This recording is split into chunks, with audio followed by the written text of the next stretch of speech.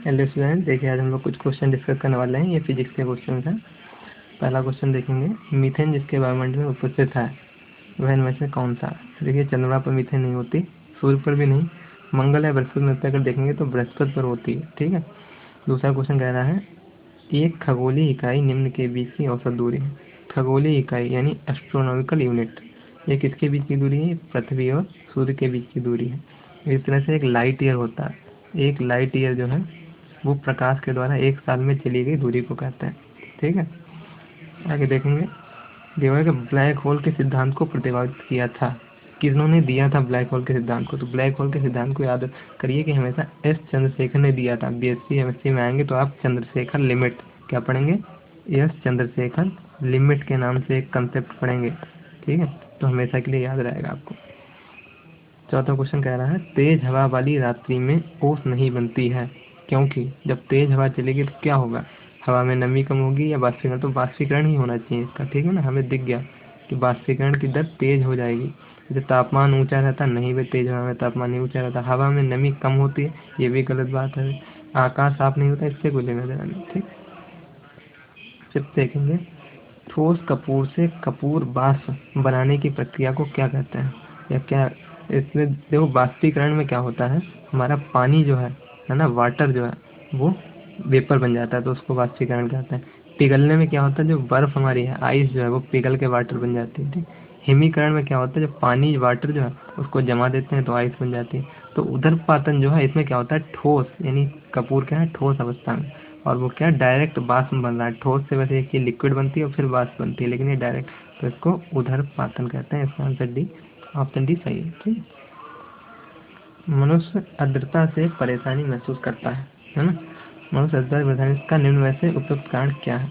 देखिए आर्द्रता को कुछ लोग नहीं समझ पाए होंगे, उनको बता दूंगा। आर्द्रता यानी कि ह्यूमिडिटी। ठीक है, क्या बोलते हैं इंग्लिश में? ह्यूमिडिटी। ह्यूमिडिटी यानी जो पानी जो होता है हवा में कितना इसमें है घुला हुआ। जैसे हवा में पानी हमें दिखता नहीं, लेकिन उसमें भी कुछ ना कुछ तो है ना, है ना। तो आर्द्रता यानी ह्यूमिडिटी। कह रहे हैं इससे क्या परेशानी महसूस होती है? तो अधिक पसीना आना नहीं, कम पसीना आना, पसीना का आर्द्रता के कारण वाष्पित नहीं होना। हाँ, ये ऑप्शन इसका सही हो जाएगा। क्यों भाई? पानी के अंदर पहले से ही ह्यूमिडिटी अगर ज़्यादा है तो क्या होगा, हमारा पसीना लेके वो नहीं उड़ेगा। भाई हवा चलेगी, है ना, आर्द्रता उसमें ज़्यादा है तो हमारा पसीना लेके नहीं उड़ेगा, तो पसीना का आर्द्रता के कारण वाष्पित नहीं होना, वाष्पित नहीं हो पाता है। ठीक है, तो इसका ऑप्शन सी सही हो जाएगा। इसका ऑप्शन सी सही है। ठीक है। साथ में देखेंगे, किसी द्रव्य का उसके क्वथनांक के पूर्व उसके वाष्प में बदलने की प्रक्रिया को क्या कहा जाता है? ठीक है, उसके क्वथनांक के पूर्व ही वो जो है वाष्प में बन गया तो उसको कहते हैं वाष्पीकरण, है ना। वाष्पीकरण यानी कि जो हमारा वाष्प बन जाता है। ठीक है, जैसे पानी है वो वाष्प बन जाता है। पहाड़ों पर पानी निम्नलिखित ताप, देखो आ गया, पहाड़ों पर पानी निम्नलिखित तापमान पर उबलता है। अब कहेंगे अगर ऊंचाई पर आप चले गए तो ये वाष्पीकरण की प्रक्रिया जल्दी हो जाती है, सही है ना। वैसे पानी 100 डिग्री सेल्सियस पे हमारा गर्म होता है, मगर जो पहाड़ों पर क्या हो जाएगा, 100 डिग्री से कम पर ही गर्म हो जाएगा, चाय जल्दी बन जाएगी, है ना? प्रकाश का रंग निश्चित किया जाता है, अच्छा, वेग द्वारा, आयाम द्वारा, तरंग दैर्ध्य द्वारा, आवृत्ति द्वारा। तो ये तरंग दैर्ध्य के द्वारा, है ना। वेवलेंथ, वेवलेंथ कहते हैं इंग्लिश में, वेवलेंथ के ऊपर ही डिपेंड करता है। तो ये विबग्योर होता है, विबग्योर, ये तो आप लोगों ने पढ़ा होगा। विबग्योर 7 रंग होते हैं टोटल। इसमें जो वॉयलेट होता है इसका तरंग दैर्ध्य सबसे कम होता है, क्या वेवलेंथ की बात करें सबसे कम, और जो आर होता है इसका तरंग दैर्ध्य ज़्यादा होता है सबसे। ठीक, याद रखिए हमेशा आर का ज़्यादा रहेगा विबग्योर। यह है क्या VIBGYOR? Violet, indigo, blue, green, yellow, orange, red. ठीक। 3 रंग मूल रंग होते हैं। मूल रंग यानी प्राइमरी रंग की बात कर रहे हैं। ये प्राइमरी कलर कौन कौन से होते हैं? तो याद रखिए R G B, red green blue, ये कैसे होते हैं प्राइमरी कलर? तो देखिए रेड ग्रीन ब्लू इसी में दिख रहा है क्या, रेड ग्रीन ब्लू। ठीक है, ये रेड, ये ग्रीन, ये ब्लू, इसको कहेंगे आरजीबी। ठीक है, तो ये प्राइमरी कलर बोले जाएंगे, क्या मूल रंग यानी प्राइमरी कलर। ठीक, प्राइमरी। 11 देखेंगे, सबसे कम तरंग दैर्ध्य, अभी देखो बताया सबसे कम तरंग दैर्ध्य विबग्योर, है ना, विबग्योर। इसमें सबसे कम किसका हो जाएगा? वी के लिए, वी यानी वायलेट, वायलेट को क्या कहते हैं? बैगनी। ठीक है, और सबसे ज्यादा अगर पूछे जाए तो हम लाल पे टिक करते हैं। जब प्रकाश के लाल, हरा व नीला, लाल यानी कि रेड, फिर ग्रीन, और फिर ब्लू, यानी RGB को जो मिलाया जाता है, कह रहे समानुपात में मिलाया जाता है, तो परिणामी रंग होगा क्या होगा? देखिए RGB तीनों जब मिल जाएंगे तो हमेशा सफेद रंग बनेगा, ठीक ना। नेक्स्ट देखते हैं 13 क्वेश्चन कह रहा है कैमरे में किस प्रकार का लेंस उपयोग में लिया जाता है। देखिए कैमरे में हमेशा याद रखिए उत्तल लेंस का प्रयोग किया जाता है। अब अंग्रेजी वाले समझ लें, उत्तल को इंग्लिश में कॉन्वेक्स कहते हैं, ठीक है, इंग्लिश में क्या कहते हैं? कॉन्वेक्स। अच्छा अवतल आ गया, ये भी देख लो, इसको कॉनकेव कहते हैं, ठीक। ये दो याद रखो हमेशा के लिए। फिर कहते हैं दाढ़ी बनाने के लिए कौन सा काम में लिया है? देखिए दाढ़ी बनाने के लिए जो है हमारा ये कॉनकेव यानी अवतल, कौन सा? कॉनकेव लेंस यूज में लिया जाता है, ठीक। नेक्स्ट देख लेते हैं 15। मानव आँख की रेटिना पर कैसा प्रतिबिंब बनता है? देखिए वास्तविक और उल्टा प्रतिबिंब बनता है। कैसा? वास्तविक और उल्टा, यानी रियल एंड इन्वर्टेड, ठीक है। रियल यानी वास्तविक, इन्वर्टेड यानी उल्टा, रियल एंड इन्वर्टेड बनता है। 1.5 मीटर लंबे व्यक्ति को अपना संपूर्ण प्रतिबिंब देखने के लिए आवश्यक दर्पण न्यूनतम लंबाई क्या होनी चाहिए? देखिए 1.5 मीटर का अगर व्यक्ति है तो उसका आधा कर दो, यानी कि 0.75 मीटर, ठीक है। 1.5 का आधा क्या? 0.75 मीटर, ये इसका आंसर सही हो जाए।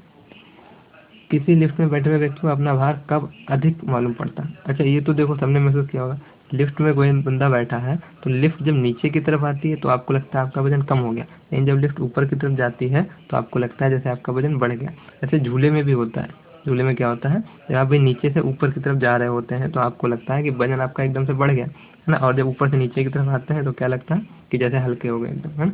तो वही है, पूछ रहे हैं व्यक्ति का भार कब अधिक मालूम पड़ता है? तो जब हम नीचे से ऊपर की तरफ, जब ऊपर जा रहे, जब लिफ्ट त्वरित गति से ऊपर जा रही होती है, जब ऊपर इसमें भी जा रही लेकिन समान वेग नहीं, समान नहीं, त्वरित होना चाहिए, थोड़ा चेंज होना चाहिए उसमें, है ना, वेग में परिवर्तन जरूरी है। एक लिफ्ट में किसी व्यक्ति का प्रत्यक्ष भार वास्तविक भार से कम होता है, ठीक है, वही बात आ गई। दो, जब हम ऊपर से नीचे की तरफ जाएंगे तो क्या हो जाएगा, हमारा भार हमें हल्का लगेगा, यानी भार कम हो जाएगा। त्वरण के साथ जब नीचे जाएगी तो इसमें वही है, त्वरण होना जरूरी है, वेग में परिवर्तन नहीं, समान गति से जाएगी तो नहीं होगा, नीचे आएगी लेकिन त्वरण के साथ, ठीक है, एक्सेलरेट करनी चाहिए। 19 वाला देख रहे हैं, पृथ्वी के गुरुत्वाकर्षण का कितना भाग चंद्रमा के गुरुत्वाकर्षण के सबसे नजदीक है? हाँ तो ये 1/6, ये तो सबने पढ़ रखा है ना। अगर कोई व्यक्ति 60 किलो का है, कहाँ? पृथ्वी पर, तो चंद्रमा पर जाके उसका वजन कितना, इसका 1/6 कर दो, यानी कि कितना, केवल 6 किलो का, सॉरी केवल 10 किलो का रह जाएगा, ठीक है। प्रश्न दीजिए, यदि किसी ऐनक के लेंस का पावर 2 डायोप्टर हो तो उसके फोकस की दूरी होगी, ठीक है। अगर 2 डायोप्टर है, 2 डायोप्टर जो है पावर है उसकी, तो 2 को पलट दो, यानी 1/2 पलटेंगे कैसे, 1/2, 1/2, और ये भी क्या, मीटर में, 1/2 मीटर की फोकस हो जाएगी। अच्छा यहाँ मीटर नहीं सेंटीमीटर भी है, तो 1/2 यानी आधा मीटर, आधा मीटर को कहेंगे 50 सेंटीमीटर, ठीक है, ऑप्शन सी सही है। किसी अपारदर्शी वस्तु का रंग उस रंग के कारण होता है। अच्छा अवशोषित करना, परिवर्तित करता, परावर्तित नहीं करता, जिसको परावर्तित नहीं करता, ठीक है, जिसको परावर्तित नहीं करेगा उसी रंग का हो देगा, जिनको परावर्तित कर देगा वो तो हट गया ना, वो रंग हट गया, परावर्तित हो गया, जो आ गया अंदर उसी कलर का वो दिखेगा, ठीक। लाल कांच को अधिक ताप पर गर्म करने पर वो कैसा हो जाएगा? देखो याद रखो RGB, लाल को अगर गर्म करेंगे तो कैसा हो जाएगा, ग्रीन हो जाएगा।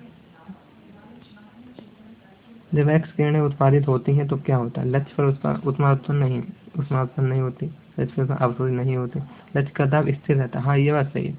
टेम्परेचर पर कोई प्रभाव नहीं पड़ता, एक्सरे उत्पन्न होती है तो टेम्परेचर चेंज नहीं होता, सेम रहता। तो ये लक्ष्य चमकीला प्रकाश नहीं, चमकीला, ठीक। तो इतने रखते हैं आज के लिए, ठीक। लाइक कीजिए आप लोग, लीजिए मैं हाथ बना देता हूँ लाइक का, और सब्सक्राइब कीजिए, ठीक, ठीक है, थैंक यू।